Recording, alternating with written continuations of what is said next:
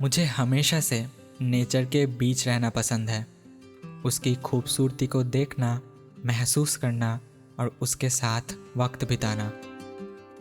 पहाड़ से एक अलग लगाव है और उनकी अपनी निराली खूबसूरती देखने का मन हुआ तो सोचा क्यों ना एक ट्रैक किया जाए, एक यूनिक सा ट्रैक जिसका ट्रेल दोनों देशों से होकर गुजरता हो। जिस ट्रैक में मैं एक रात इंडिया में तो दूसरी रात नेपाल में गुजरने वाला था। वेस्ट बंगाल की हाईएस्ट पीक संदाकफू और उसके बाद फालूत, जहाँ से पूरे धरती की दूसरी सबसे ऊंची चोटी को छोड़कर 4 सबसे ऊंची चोटियाँ एक साथ नज़र आती है। For someone with zero track experience ये रूट लिटरली परफेक्ट लगा। लगभग 72 किलोमीटर की ये सफ़र बसंत के blooming rhododendrons, cloud kissed mountains और मिस्ट्री ट्रेल से भरपूर था। हर टर्न पे एक नया पोस्टकार्ड व्यू और इसी एक्साइटमेंट के साथ मैं पहुंचता हूँ वेस्ट बंगाल की मानेभंजन। नमस्ते, मैं हूँ आयन रॉय। आपको स्वागत है पेज नंबर 22 में। फ़िलहाल मैं हूँ the base camp of Sandakphu Manebhanjan में, जिसको बोला जाता है the land of land rovers. और यही से कल शुरू करने वाला हूँ मैं संदाकफू और फालूत का ट्रैक। तो चलिए जुड़िए इस सफ़र में, मज़े करते हैं एक साथ और देखते हैं कैसा जाता है संदाकफू का ये ट्रैक। ट्रैक शुरू होने की एक दिन पहले ही मैं मानेभंजन पहुंच जाता हूँ एक्लेमेटाइज होने के लिए, और उसी दिन मानेभंजन के साथ साथ थोड़ा नेपाल भी घूम लेता हूँ। तो अभी इंडिया से मैं नेपाल आ चुका हूँ। इधर ऐसा ही है, इधर नेपाल, इधर इंडिया, इधर नेपाल, इधर इंडिया। टाइम जोन चेंज होता रहता है, नेटवर्क चेंज होता रहता है, लेकिन कुछ डॉक्यूमेंट देने की ज़रूरत नहीं है। इधर मैं जिधर से चल रहा हूँ इधर वो नेपाल है। संदाकफू फालूत का पहला दिन शिव जी के आशीर्वाद के साथ दिल में भरपूर एक्साइटमेंट लेकर शुरू करता हूँ। आज का प्लान था टोटल 11 किलोमीटर कवर करना। हाउ इज द जोश? Let's go. स्टार्टिंग के पहले 3 किलोमीटर प्रॉपर रास्ता था, लेकिन काफ़ी स्टिफ होने की वजह से पहला 1 घंटा बहुत हेवी लग रहा था। सांस भी फूल रही थी। गर्मी लग गया। धीरे धीरे पेस सेट करने के बाद सब नॉर्मल हो गया। बीच बीच में हम लोग शॉर्टकट ले रहे थे। डिस्टेंस कम लगता था, लेकिन रास्ता बहुत ही टफ और चैलेंजिंग निकलता था। फिर भी मज़ा आ रहा था, क्योंकि ट्रैकिंग का असली थ्रिल वही था। उसके बीच सुंदर नज़ारे और 4 नए ट्रैवलर के साथ बात करते करते कब हम खड़ाई चढ़ के चित्रे पहुंच गए पता ही नहीं चला। आ गए चित्रे मोनेस्ट्री। वहाँ एक मोनेस्ट्री और बुद्धा स्टैचू मिला। इंटरेस्टिंग बात ये थी कि स्टैचू नेपाल में और मोनेस्ट्री इंडिया के अंदर आता है। चलते चलते दोनों, जो कोलकाता से आया था और पीयूष, मतलब कि पीयूष और ट्रैक गाइड, मैं हम थोड़ा फ़ोटो खींच रहे थे 4 जने मिलके। वो लोग कहाँ चले गए ढूंढने में, नहीं मिल रहा था। अभी मिले। इंडियन होने के नाते एक चाय ब्रेक तो बनता था वहाँ। तो माइक चालू है? Hello hello, yes. तो छोटा सा एक चाय की ब्रेक के बाद फिर से चल पड़े हैं। वेदर बहुत ही अच्छा हो रहा है, खींच के चलेंगे। अब तो मैक्सिमम कवर करना है इधर, और बहुत मज़ा आ रहा है। बहुत खूबसूरत है, ना गर्मी है ना ठंडा है, एवरीथिंग इज़ गुड। जब ट्रैक आगे बढ़ा, रास्ता और भी ज़्यादा ब्यूटीफुल हो गया। फ़ोन का नेटवर्क ख़त्म हो गया था और उस ट्रेल की असली खूबसूरती और सुकून महसूस होने लग गया था। ये ट्रैक मैं अप्रैल में कर रहा था। यहाँ के एक स्पेशल चीज़ रोडोडेंड्रॉन की फ्लावर पूरी ट्रेल को अपने रंगों से सजा देते हैं। ये कुछ ऐसा रास्ता, और इधर से जा रहा हूँ मैं। This is the road of life. ऊपर नीचे ऊपर नीचे ऊपर खड़बड़। ये रास्ते कभी नेपाल से तो कभी इंडिया से होकर गुजरता है। और इसी रास्ते से चलते चलते मन में एक शायरी आई जो कुछ ऐसा है। सरहद बदलती रही कदम कदम पर, सरहद बदलती रही कदम कदम पर रूह को बस पहाड़ों का देश मिला। सुबह 8:30 को निकलने के बाद कब 2:30 बज चुका था समझ में ही नहीं आया। भूख भी काफ़ी ज़ोर से लग रही थी और साथ में एक डर भी पीछा कर रहा था। जैसे ही लंच पॉइंट पे पहुँचे बहुत तेज़ी से बारिश आ गई। ऊपर ऑल्टीट्यूड पे बारिश और भी ज़्यादा रिस्की होती है। लंच के बाद बाहर निकले तो देखते रह गए, बर्फ़ के गोला यानी ओले गिर रहे थे। घर के अंदर से तो बहुत बार देखा था, लेकिन ट्रैक पर चलती सांस के साथ अंदर से महसूस करना फर्स्ट टाइम था। क्या ही खतरनाक दिख रहा है।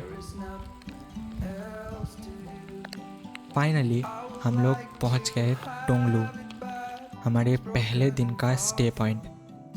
रास्ते में बारिश और ओले दोनों मिले, लेकिन टोंगलू ने एक ब्यूटीफुल वेदर के साथ हमारा वेलकम किया। शाम को सब थके हुए थे, फिर भी बैठ के एक दूसरे के साथ बातचीत चल ही रहा था कि उतने में ही एक डिबेट छिड़ जाता है। तो देन यू कांट से ना कि इंसान एक एक्चुअल में वेजिटेरियन है, वो तो है ही नहीं है। एक्चुअल में इट इज ऑलवेज कि मेरा बात पूरा नहीं हुआ। ये पकड़ के डिबेट कीजिए। नहीं इट्स ओके। पूरा बात खत्म नहीं हुआ क्योंकि हमारा जो टीथ है तो उसमें कैनाइन है, वो नॉन वेजिटेरियन का इंडिकेट करता है। पर हम जो पानी पीते हैं उसका जो फॉर्मेट है ना, वो किसका फॉर्मेट है? हम लोग जैसे पीते हैं ना, जैसे काऊ बोले, गोट बोले, कोई भी मतलब ये जो घास वगैरह खा, जैसे घोड़े, वो पानी कैसे पीते हैं? हम लोग जैसे पीते हैं ना, तो चूस के पीते हैं, चाट के नहीं पीते। चाट के कौन लोग पीते हैं? कौन पीता है? टाइगर लोग जो मांस खाते हैं ना, वो पानी चाट के पीते हैं। तो कंक्लूजन क्या है कि I what are you saying कि मतलब आदमी आर यू सेइंग कि इट कार्निवोरस है या हर्बिवोरस है? चलो जो तो हम এটাই বলতে চাইছি যে বানিটেড ভাই তো গুলি আছে। खैर डिबेट का तो कोई कंक्लूशन नहीं निकला, लेकिन शाम ज़रूर ढल जाती है। ऑलरेडी बहुत थके हुए थे तो डिनर करके सो गए। बाहर से एक अलग रिश्ता मुझे खींच लाया था इस ट्रैक पर उससे मुलाकात होगी या नहीं ये अभी तक पक्का नहीं था। Good morning from Tonglu. This is the second day of this track. आसमान अभी भी क्लियर नहीं है, लेकिन रात को जो नींद आया, आई वॉज कम्प्लीटली डेड। कंधे पे इधर और इधर जहाँ वो बैग का स्ट्रैप है उधर थोड़ा दर्द है, बाकी I am all fine. Guide ने पहले ही कह दिया था कि आज प्रॉपर रास्ता बहुत कम मिलेगा। मैंने सोचा बुरी बात थोड़ी है, एडवेंचर ही तो चाहिए। दिन के शुरुआत से ही हम ऐसे मेडोज़ में चल रहे थे। चारों तरफ रोडोडेंड्रन के फूल, ठंडी ठंडी हवा और ओवरकास्ट स्काई। चलने और एंजॉय करने के लिए एकदम परफेक्ट माहौल। बस एक फिक्र थी, संदाकफू से सनराइज़ और आल से सनसेट देख पाएंगे या नहीं। ये सब कुछ इस बादलों से भरे आसमान पर डिपेंड था। हाँ कर लेंगे। चलते चलते आज का highlight Singalila national park inter करते हैं हम लोग। यहाँ से लगभग 9 किलोमीटर नीचे उतरना था। ईस्टर्न हिमालयस के breathtaking views, Everest, Kanchenjunga और रेड पांडास के घर भी ये नेशनल पार्क है। रेड पांडा देखने का तो कोई शौक नहीं था, लेकिन माउंटेन रेंज देखने का ज़रूर था। I have entered Singalila National Park and the place is absolutely like heaven. थोड़ी थोड़ी दूर में there is rhododendron का पेड़ and those I don't know the shade, but this is something like pinkish magenta. इस कलर का फूल है और ऐसा ये कुछ रास्ता है। which is looking absolutely magnificent, and the weather is too pleasant. Like थोड़ी देर में ठंडा हवा चल रहा है, तो जो भी अंदर गर्मी हो रहा है वो सब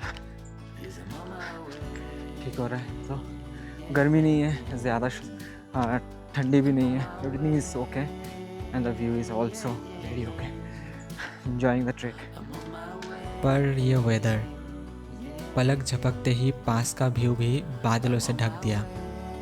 फिर भी मंजर खूबसूरत लग रहा था, जैसे कुदरत ने अपना नरम सा पर्दा गिरा दिया हो. कुछ 2 घंटे बाद हम पार्क से निकलकर गौड़ीवास पहुंच गए. यहाँ से आज के स्टे तक 6 किलोमीटर और था, और ये 6 किलोमीटर सबसे टफ निकला. जितना नीचे उतरे थे उतना ही अब चढ़ना था. रास्ता पूरे दिन का सबसे हार्ड पैच. मज़ा आ रहा था तब तक जब तक लंच नहीं हो रखा था. चलते ही जा रहा हूँ. एक पहाड़ से नीचे आके फिर दूसरे एक पहाड़ में चढ़ा दिया. लंच के बाद लास्ट के वो 3-4 kilometre I was just walking. I'll be honest, it was tough for me at least, but मज़ा आया. मैंने इसलिए किया बिकॉज़ मैंने 2 पूरी खाई थी, इसलिए बच गया था. मैं भूख लग रही थी मुझे.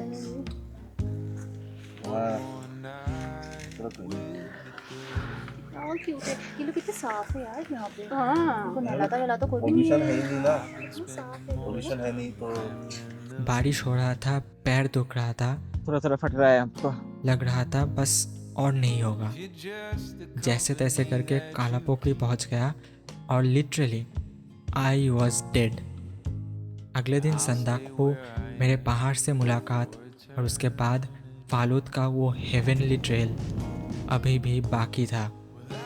लेकिन ट्रैक में आगे जो होने वाला था उसके लिए मैं बिल्कुल तैयार नहीं था.